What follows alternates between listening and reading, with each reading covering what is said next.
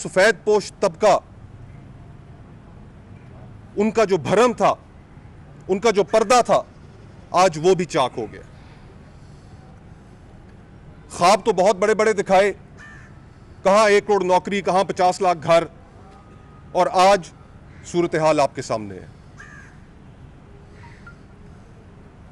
आज अखबारात की जीनत बनी हुई है एक हेडलाइन कि काबीना के एक अहम रुकन उन्होंने इस्तीफा दे दिया, वजीर आजम ने उनका इस्तीफा कबूल कर लिया। हम ये सवाल उठाना चाहते हैं, ये पूछना चाहते हैं कि वो मौसूफ जिन्होंने एक पोजीशन से इस्तीफा दिया, वो एक और अहम पोजीशन के ऊपर किस तरह काम कर सकते हैं। अगर वो एक पोजीशन रखने के लिए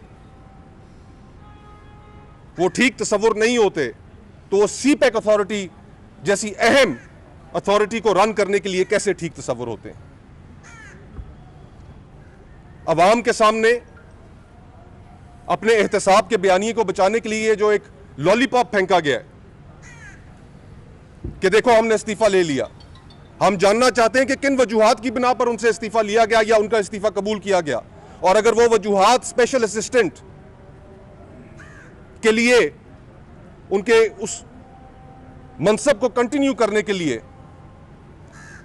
ठीक नहीं है, तो फिर वो सीपैक अथॉरिटी पे भी कंटिन्यू कर सकते। हम ये दोगलापन मुकम्मल तौर पर रद्द करते हैं। हम ये समझते हैं कि इस मुल्क में आइन और कानून की हुक्मरानी होनी चाहिए, और उसका बुनियादी तस्वुर यह है कि हर शहरी के साथ बराबर का सलूक होगा। यह नहीं हो सकता कि अपोजिशन के लिए एक मेयार हो और हुकूमत में बैठे वुज़रा के लिए दूसरा मेयार। चंद दिन बाद अपोजिशन की एहतजाजी तहरीक का बाकायदा आगाज होने जा रहा है। 16 तारीख को गुजरांवाला में जलसा है। उस जलसे में पीडीएम की सारी क़यादत शरीक होगी।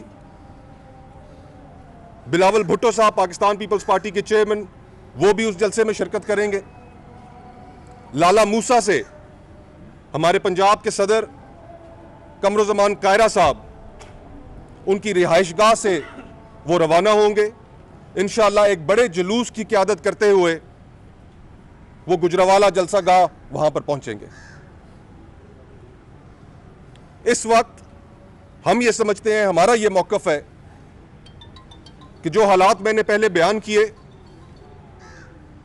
उन हालात की वजह से जो सियासी हालात इस मुल्क में क्रिएट कर दिए गए, वो एक कामयाब जलसा होगा और एक ऐसी बुनियाद रखी जाएगी अपोजिशन की तहरीक की कि जिसके फौरन बाद 18 तारीख को कराची में एक भरपूर जलसा होगा और फिर 25 तारीख को क्वेटा में, कि उसके अंदर अवाम की शिरकत से जो आज एक आम आदमी जिस कर्ब से गुजर रहा है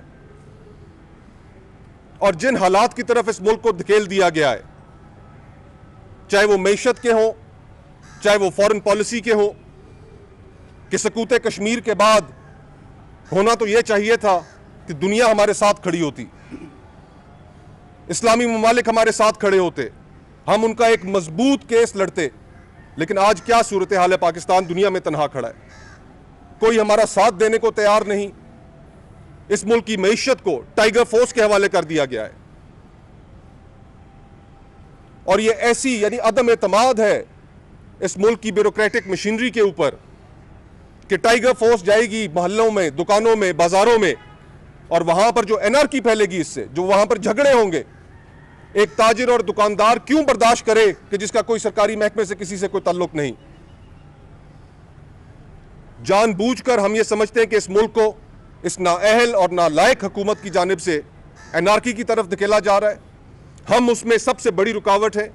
अपोजिशन अपना बयानिया, अपना मुकदमा लेकर अवाम के पास जा रही है, और हमें पूरा यकीन है कि ये जो हालात एग्जिस्ट करते हैं, इन हालात की बुनियाद पर हम इस हुकूमत को उठाकर बाहर फेंकेंगे। बहुत बहुत शुक्रिया। अच्छा, ये बताइएगा अपना साहब कि जैसे आपने भी कहा कि एक ओहदे से इस्तीफा लिया गया लेकिन दूसरा बरकरार है, लेकिन सीपैक अथॉरिटी तो इस वक्त गैर फ़ाल हो चुकी है, क्योंकि जो आर्डीनेंस था जिसमें 120 दिन की तोसी दी गई थी जनवरी के बाद, वो ख़त्म हो चुकी है। अभी कुछ दिन पहले कानून साजी हुई FATF के हवाले से, तो ये बताइएगा कि क्या उस वक्त CPEC अथॉरिटी के हवाले से भी कानून साजी नहीं होनी चाहिए थी? ये इतना अहम मामला नहीं था। ज़रा ये बताइएगा, क्योंकि आप कह रहे हैं कि एक तरफ उन्होंने इस्तीफ़ा दिया है, दूसरी तरफ वो एक नशिस्त के ऊपर बरकरार है, तो वो नशिस्त भी कानूनी तौर पर तो अब नहीं रही। इस पर क्या? देखिए, ये तो एक टेक्निकलिटी है, लेकिन आपने दुरुस्त कहा, और हुकूमत की प्रायोरिटी CPEC नहीं है। हुकूमत की प्रायोरिटी अगर CPEC होती तो जिस दौरान FATF की लेजिस्लेशन की जा रही थी, उस वक्त हुकूमत CPEC ऑर्डिनेंस को एक्सटेंड करने के लिए या उसको एक्ट ऑफ पार्लियामेंट बनाने के लिए कानून साजी सामने लेकर आ जाती। इससे तो यही जाहिर होता है कि हुकूमत CPEC अथॉरिटी को चलाने में भी संजीदा नहीं। और हम पिछले 2 साल से देख रहे हैं, 12 पाकिस्तान की अपोजिशन ने इस बात को हर फोरम पे उठाया है कि चीन के साथ जो इश्तराक से जो सदर आसिफ अली जरदारी ने जो उसकी बुनियाद रखी, गवादर पोर्ट को सिंगापुर से लेकर चीन के हवाले की,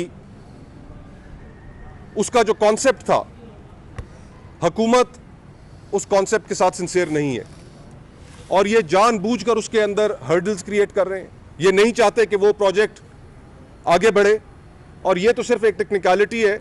हम ये समझते हैं कि अगर वो स्पेशल असिस्टेंट के तौर पे काम नहीं कर सकते तो वो CPEC अथॉरिटी के सरबराह के तौर पे भी काम नहीं कर सकते। मुझे ये बताइए कि अभी 18-19 को इजलास होने जा रहे हैं दोनों ऐवान, ये बिल अब सेनेट में भी आएगा, क्या पाकिस्तान पीपल्स पार्टी इसकी हिमायत करेगी? देखिए, जब बिल सामने आएगा तो उसके हम देखेंगे कि हुकूमत ने उसके अंदर क्या कवानीन तजवीज़ किए हैं, CPEC अथॉरिटी को क्या इख्तियारात दिए हैं।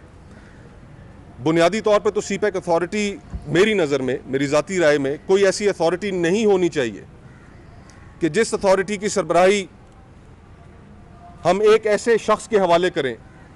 हुकूमत ने तो अपनी इंटेंशन क्लियर कर दी कि जिसके अपने क्रेडेंशियल्स के ऊपर बहुत बड़े सवालात हैं।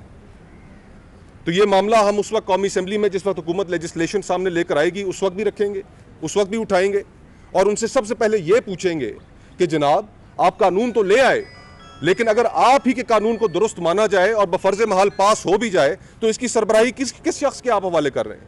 वो हमें काबिल कबूल कतन नहीं है। ये बताइएगा कि शेख रशीद की जानिब से बार-बार सवालात उठाए जाते हैं अपोजिशन के इत्तेहाद को, वो कहते हैं कि पीपल्स पार्टी जल्द जो है वो इत्तेहाद खत्म कर देगी। इस हवाले से क्या है? मैंने अभी आपको बताया कि 16 तारीख को बिलावल साहब शिरकत करेंगे गुजरावाला जलसे में।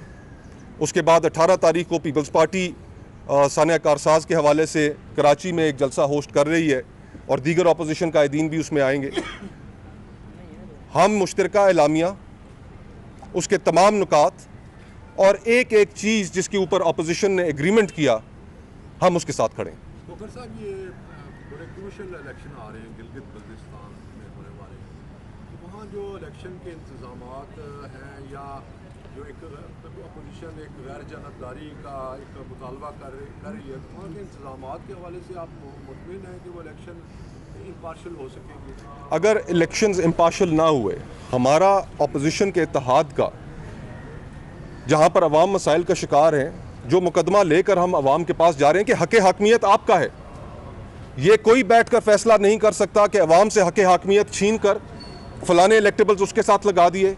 कहीं बैठ कर ये तय कर लिया कि पाकिस्तान में आने वाले दिनों में हुक्मरानी कौन करेगा, वज़ीर आज़म कौन होगा। हमारा आइन कहता है, आइन की हमारी पहली 2 सतूर हैं, वो बड़ी वाज़ेह है कि हाकमियत अल्लाह सुब्हाना ताला के पास है और उसके बाद अवाम के पास है, खल्क़े खुदा के पास है, हाकमियत किसी और के पास नहीं है। 2018 के इलेक्शनों में धांधली की गई, उस धांधली में अवाम का हक छीना गया।